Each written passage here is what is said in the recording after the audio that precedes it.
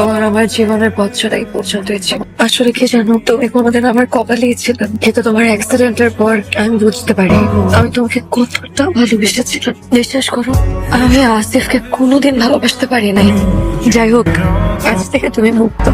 দোয়া করি তোমার আর সঞ্জিতার জীবন অনেক সুখের। হয়ে যাচ্ছ তুমি? চলে যাচ্ছি। চলে যাচ্ছ মানে?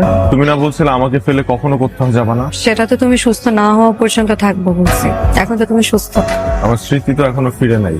যে স্মৃতি মূল্যহীন সেটা মনে রেখে লাভ কি বলো? নতুন জীবন নতুন স্মৃতি নিয়ে শুরু করো। তোমাকে কে বলছে যে পুরনো সব স্মৃতি মূল্যহীন? নানু বাড়ির প্রতিটা স্মৃতি আমার কাছে অমূল্য।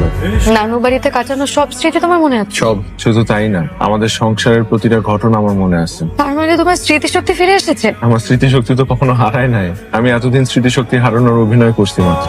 তাহলে ডাক্তার ডাক্তার সবই জানতো। তোমার সাথে আসিফের এঙ্গেজমেন্ট হয়ে যাচ্ছিল, তোমাকে ফেরানোর কোনো পথ আমার কাছে ছিল না। আসিফের সাথে তোমার আংটি দেয়া দেখে আমি বুঝতে পারি যে তোমাকে ছাড়া আমার জীবন চলবে না। এর মধ্যে আমার অ্যাক্সিডেন্ট হয়, কিন্তু অ্যাক্সিডেন্ট আসলে সুইসাইড করার অ্যাটেম্প। কিভাবে যেন প্রাণে বেঁচে গেলাম। তুমি সুইসাইড করতে গেছিলে মানে? তুমি সুইসাইড করলে আমার কি হতো? সবসময় নিজের কথা ভাবো। সরি, আমি আসলে ঝোঁকের মাথায় এটা করে ফেলছি। কিন্তু যত যাই হোক, তুমি আমাকে ছেড়ে যাও না প্লিজ।